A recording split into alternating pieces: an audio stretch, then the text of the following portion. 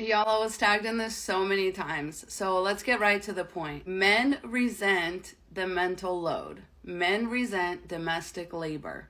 Men resent all things associated with women because at the end of the day, you guessed it, men resent women. They would resent having to be a woman. They resent anything that is associated with being a woman. So when you ask a man to go grocery shopping and you get real specific, like this woman did, about what you want him to get, that's you passing on and assigning your mental load to your husband, right? But men didn't grow up with a mental load like you, or mom or aunt or somebody else asking them, well, aren't you going to learn how to cook? Because what are you going to do when your wife comes home? You know, aren't you going to cook for her? It was never expected of him to help his mom. It was never expected of him to know slight, minute details about the household. Like, that was all the mom's job.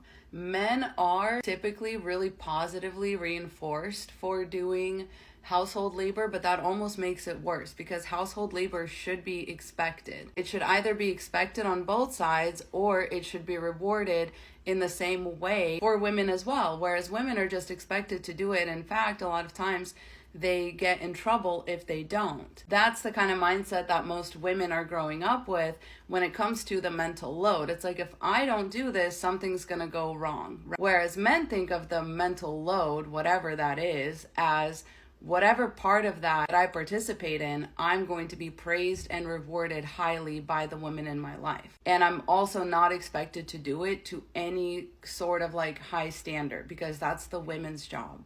If they want something right, they should have to do it themselves because we men are not good at women's work. Because we've never been expected to do it. We're only ever rewarded for it as if we're taking something off of their plate, which they are, but it shouldn't be on women's plate in the first place to begin with. To like make sure everything is there for men so that they don't have to lift a finger around the house when they come home from work. As that means, as a woman, as a stay-at-home wife or mom, that means you're working 24/7. If nobody comes home from work and helps you out, that means one of you goes to work for 40 hours a week and the other of you is working 24/7. The fact that she's being asked for a grocery list, okay, that should be letting you know that something is amiss here, right? It's send me a grocery list. Well, why don't you have a running grocery list on your phone? Like, there's lots of apps where you can like collab on a grocery list. There's even just the Notes app. There's even a text message thread, right? But there's already no initiative here, right? This is why me and a lot of women say men are not natural born leaders. Women are taught to be leaders. Women are brought up to be leaders because leaders know where shit's at, what needs to be restocked, what's going on around the house in general. Leaders know that kind of stuff. Men don't. Men expect to never have to know this kind of stuff. So he says, send me a grocery list. Okay. She sends him a grocery list. This is the grocery list. It is extremely detailed. There are aisle numbers. There are locations. The list is very detailed and like a very good list. If somebody sent me to the list with the store, I'd be able to find all of it. Unless it was for some reason sold out. If I couldn't find it or if I didn't think that it was in stock, then I could just ask an employee because they would know for sure. The last thing I would do is call the person who sent me this list and be like, oh, it looks like they're out, or oh, it looks like they don't have it. How is the person from home supposed to help you navigate that? Talk to a fucking employee. Men view all of that kind of stuff as women's labor. Like caring about these things, you know, going back and forth between aisles and like hunting for things. Like, men view all of that as women's work. And they're like, what do I look like zooming around all these little aisles, looking at pictures, double checking? Like, what do I look like? I don't look like a man.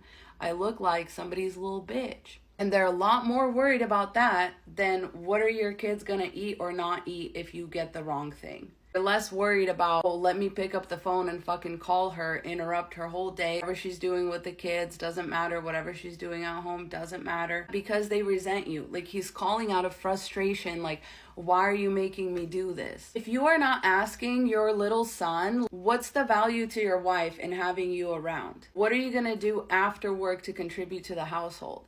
If you don't pay attention to groceries now, how are you going to help your wife buy groceries? Like, the fact that little boys are not getting asked those questions and they're not getting that mental load built in with every single day that they're alive, that somebody's not harping to them about what's your future wife going to think of that, and how are you going to cook for her? What are you going to do when your wife goes to work and she comes home hungry? She's just going to like have to order takeout. Nobody tells little boys that a way to a woman's heart is through her stomach or anything like that. Boys really grow up thinking that they're never going to have to do this kind of shit. And so when they do, they feel resentful, and in fact, they feel used, because they've never had to think about contributing in this way before. Their job was their contribution, and they resent you for suggesting you should do even more. This is why they do that. This is why they do things like call you from the store to ask you where things are. They want to make you pay for the fact that you made them like go out and get these things, when that's not part of their job. That wasn't part of the arrangement. You know, when they asked you to marry them, they didn't think they'd have to contribute to the household. They thought that would all be on you. And worse, when you do ask them to step up, they're like, yeah, great, I'll do it. Just send me a list. Not only are you doing all of that work, but they also expect to not have to do that stuff well. Like, they don't hold themselves to any kind of expectations, you know? They're like, well, I've never done this, or I've never had to look for this. I don't know where it is. So instead of like, again, being a natural born leader and pulling myself up by the bootstraps and double checking, you know, checking the aisle again, asking an employee, because your wife can't help you. Once again, she can't from home take you by the hand and lead you around the store. They have people that are paid to do that though. Like, that's the great part. You don't have to work that hard. You don't even have to pull out your phone and like dial a number and like hold the phone up to your ear. Like, you can literally just walk up to a person who is paid to know where things are and ask them where things are. Not fucking call your wife. And they do that because they want you to know that this is hard for them, or that this is going to take up a lot of time, or that this is annoying, or whatever. Because once again, they resent you. They resent you that there's this implication that they should have to contribute to the household too. They already feel like they're going out of their way. Not only that, but weaponized incompetence has been not only seen as par for the course, but it's also been comedified, right? It's like funny. You send a man a picture of some crackers and he still brings home the wrong cracker, and the audience laughs. As in real life, it's like, oh, good job. You just wasted like $7 on a box of crackers that I'm not going to eat, the kids are not going to eat. You're going to say you're going to eat them and like they're fine and whatever. Then you're going to open them. You're not going to like them either, because you like the ones that we always get. And I know that. But you just went and got the wrong box of crackers because you thought it'd be cute. You thought it'd be funny.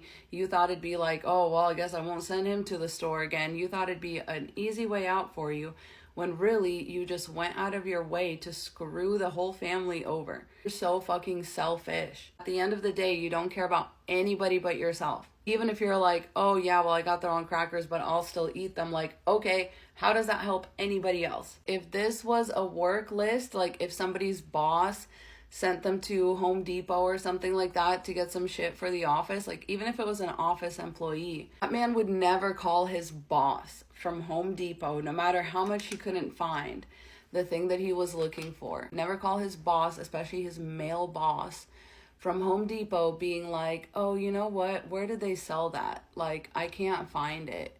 They would never do that. They would utilize every employee. They would utilize the fucking store directory. They would make them check the back room. They would go to a different store.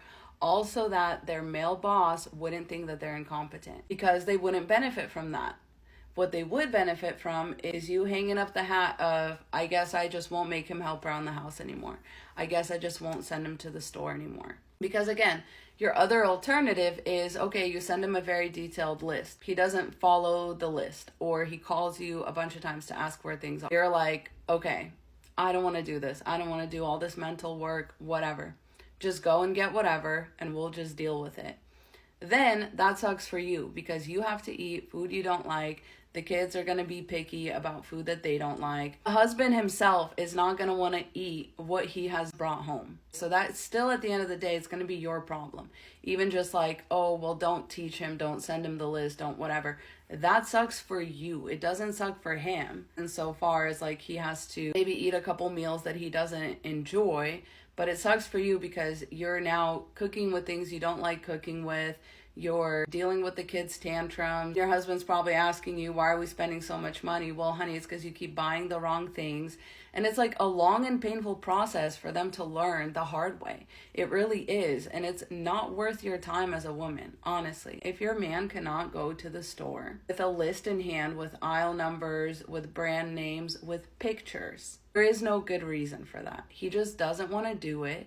He resents you for asking him to do it. He thinks that it's women's work. He doesn't want to look like a woman running all up and down the store, bothering the employees, asking them about where things are. He wants to be able to call you enough times to annoy the fuck out of you so that you never ask him to do it again. That's what's at the heart of it. And again, whether he's conscious of this or not, he would never do this, especially to his male boss. If his male boss sent him to the store, there's no way that boss would have been receiving 6 phone calls about where things were or about how he couldn't find something. Really as simple as most men never expected to deal with anything on the domestic front. They don't want to do it. They were not raised to do it. The mental load annoys them. They get annoyed when you try to pass it off to them because, again, they're like, why am I doing all this extra shit? They don't view it as a necessary contribution on their part. They view it as they're doing extra, they're doing you a favor because that shit is all yours to carry. If your man is acting like this, it's because he's quietly, consciously, or unconsciously, but he's resenting you. He's resenting you for having him do any of this shit. And it's time to have a conversation about that. All right, stay safe out there, y'all. Please be sure to check out my podcast. Link is in my bio, and we dropped our first 3 episodes today. We also have a Patreon. I have a link in my bio for that. And a mailbag. If y'all have any questions, it's mailbag@sirensound.co. Have a great day. Godspeed.